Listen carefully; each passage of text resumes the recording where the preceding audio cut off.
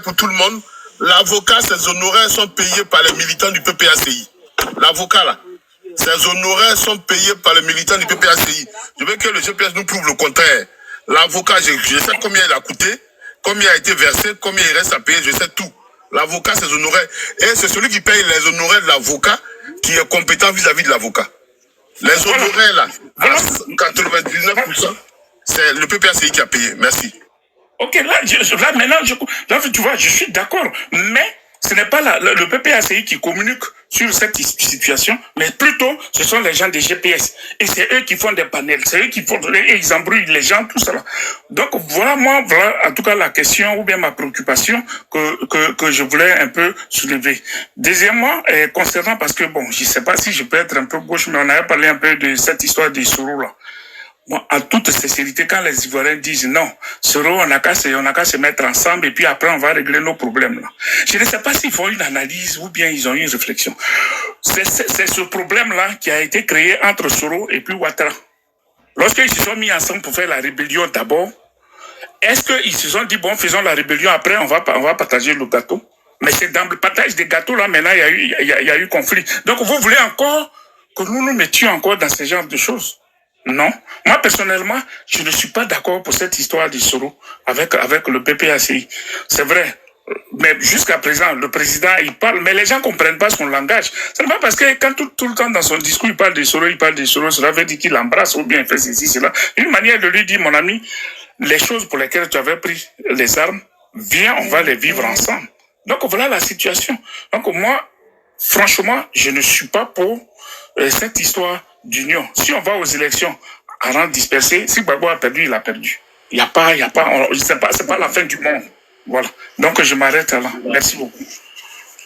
Merci beaucoup, camarades. Merci beaucoup. On va passer la parole. Golden a parlé, hein, je crois. Golden. Non, il y a... c'est Guillaume qui a parlé. Golden, non. Monsieur Free. Annie, tu veux reprendre la parole, s'il te plaît, parce que tu as duré là. Oui, passer la parole à quelqu'un d'autre, là, je vais écouter encore plus pour avoir plus d'idées. Annie, tu peux ouvrir ton micro, s'il te plaît. D'accord. Qu'est-ce que j'ai à dire? En fait, moi, il y a le Zokora ou bien Kokora ou je sais pas quoi là. Il m'a un peu énervé avec ses propos là. Voilà, il m'a un peu énervé avec ses propos parce que quand il se permet de dire que le problème de Soulé Gbagbo ne vient pas du RDR, il me fait rigoler en fait. Il me fait rigoler. Je ne vais pas m'attarder dessus, mais je voudrais dire aux gens du GPS qu'on n'a pas besoin d'eux, qu'ils arrêtent de se mettre à nos dos pour pouvoir avoir une porte de sortie. On n'a pas besoin d'eux. On n'a pas besoin du GPS pour que le président Laurent Gbagbo soit au fauteuil présidentiel en 2025. Ça, je le répète encore. On n'a pas besoin du GPS. Que ce soit Soro Guillaume, que ce soit KGB, que ce soit Soulé de Paris, que ce soit la guêpe, qu'ils aillent se faire mettre où ils veulent. On n'a pas besoin d'eux pour que le président Laurent Gbagbo soit au fauteuil présidentiel de 2025. Il faut qu'ils le sachent. Moi, c'est ce que j'avais à dire. Franchement, je n'ai plus vraiment rien à dire, Marina, parce que je suis sur ma position et je ne vais pas changer ma position. On n'a pas besoin du GPS, qu'ils arrêtent de nous emmerder. S'ils veulent matin, midi et soir, qu'ils prennent le problème de Soulé de Gbagbo pour en faire un débat, si ça peut leur faire plaisir, mais nous, on n'a pas besoin d'eux. Et ceux qui disent que oui, Gbagbo le rend dans ses discours. Écoutez, quand le président Laurent Gbagbo se met à la place publique, et il a toujours fait depuis 90 que nous, on était jeunes, quand il fait ses discours, il faut qu'on prenne la peine de lire ça dans les lignes. Les gens n'ont qu'à lire entre les lignes quand le président Laurent Gbagbo fait un discours. Le président Laurent Gbagbo n'a rien à foutre avec Soro Guillaume. Il veut juste faire comprendre à Soro Guillaume que ce que tu as sémé, voilà où on en est. Qu'est-ce que tu en penses? C'est une question qu'il lui pose. C'est une question qu'il pose à Soro Guillaume. Où tu nous as mis là? Qu'est-ce que tu en penses? Mais jusqu'à aujourd'hui, Soro Guillaume n'a même pas encore répondu à cette question-là. Quand les gens sont là, oui, Gbagbo Laurent dit on n'a qu'à se mettre ensemble. Gbagbo Laurent n'a jamais eu besoin de personne pour être président de la République de Côte d'Ivoire. C'est le peuple qui l'avait mis là en 2000. Donc c'est ce même peuple-là qui va le mettre au pouvoir. On n'a pas besoin d'association. On n'est pas dans une tontine. On n'est pas dans une tontine. Nous, on a décidé qu'en 2025, le président Laurent Gbagbo sera au pouvoir et ça sera fait, coûte que coûte.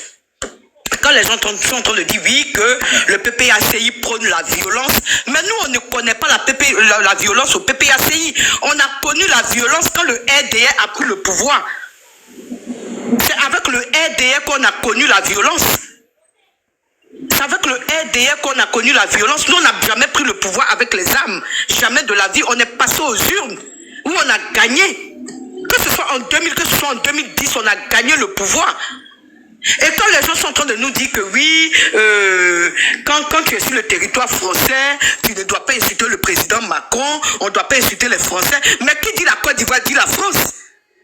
Parce que depuis qu'Alassane Ouattara a pris le pouvoir, la France nous a démontré qu'ils sont. Ils sont la Côte d'Ivoire. La Côte d'Ivoire et la France sont un seul pays. Donc on a le droit d'insulter la République française, qu'on ait des papiers ou pas. Qu'ils arrêtent de nous emmerder. On n'est pas, Souley Gbagbo n'est pas la première personne à dire à Macron qu'il est un voleur. Il y a eu le sommet des panafricains en 2023. Tout le monde a suivi ça sur les plateformes. Mais tous les pays africains qui étaient là n'ont pas manqué de traiter Macron de voleur, d'opportuniste et de faiseur de coups d'État en Afrique. Qu'est-ce que les gens veulent nous faire croire? Que oui, Souley, quand il est sorti, il ne devait pas traiter Macron de voleur. Mais est-ce qu'il n'est pas un voleur? Est-ce que la France ne vole pas l'Afrique? Est-ce que ce n'est pas la France qui a appauvri l'Afrique? Que les gens arrêtent un peu de raconter tout et n'importe quoi sur les panels. Tout, et puis, vraiment Marina, nous quand c'est notre panel là, les Kokora là, on n'a pas besoin d'eux. On n'a pas envie de s'allier avec le RDR, ni les soroïstes. Nous, on n'a pas besoin d'eux. Quand nous, on crée notre panel, c'est pour informer nos partisans. On n'a pas besoin des Kokora là. Lui, son opinion, nous, on n'en a rien à foutre. Qui viennent dire que oui, Souley va assumer ce qu'il a.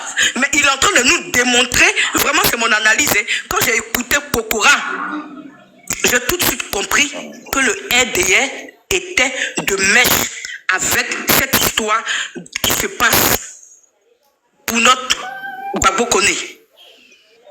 On les entend parler sur les panels. Je dis ce que je pense, hein, et mon analyse. Quand je l'ai écouté, ce monsieur Kokora, et personne ne pourra me l'enlever de la tête. Monsieur Kokora nous a démontré par A plus B, avec son intervention de merde là, qu'ils sont dans ce complot de Souley Gbagbo. Merci beaucoup, ma soeur. J'en ai fini. Merci beaucoup. Merci. Merci, Lina. Non, mais ma soeur, je vais te rassurer d'une chose. C'est que oui, moi, aussi longtemps que des pro-Gbagbo vont traîner avec les soroïstes, quand je ferai des panels, je vais inviter Kokora. Tant que je les verrai avec les soroïstes là, si je fais panel là, Kokora à sa place, à cause de ce qu'ils font. Non, mais ça, tu as raison. Hein. Parce qu'ils sont, Soro et Ouattara sont pareils. Si ils prennent Soro, moi je mets Ouattara sur mon panel d'envoi. Ça c'est... Non, tu as raison. C'est comme hier, il y avait un truc là, un panel là, sur quoi j'étais sur un panel hier. Il y a une dame là, elle de toute façon, elle traite sur tous les panels, je ne sais pas pourquoi.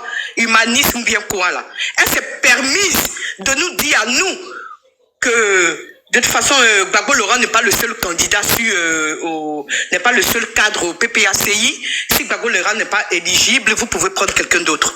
Mais j'étais écœuré, je lui ai dit, mais madame, vous êtes malade. Vous n'avez pas besoin de venir nous donner des ordres, nous, sur notre panel. Elle est du PPACI, cette merde de femme là. En fait, ce qu'ils se disent dans leur groupement là-bas, là, elle s'est permise de venir répéter ça sur le panel hier.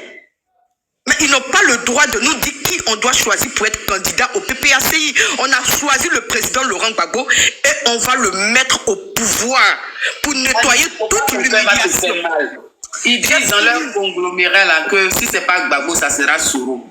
C'est bien. Voilà, c'est ce qu'ils disent. C'est bien pour eux. Mais Soro ne prendra pas le pouvoir. Soro ne sera pas au pouvoir. À moins qu'ils reviennent encore en deuil la Côte d'Ivoire.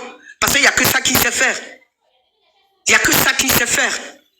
Nous, au PPACI, nous, les vrais militants du préoccupé parce que moi je parle des gens avec conviction. Quand tu es militant du PPACI, on doit se battre pour que notre président soit au pouvoir. C'est tout. Alassane a fait 15 ans, Soro Guillaume a fait 15 ans au pouvoir. On est fatigué, on veut récupérer notre pays. Il faut qu'on soit solidaire. C'est tout. Je vous en prie.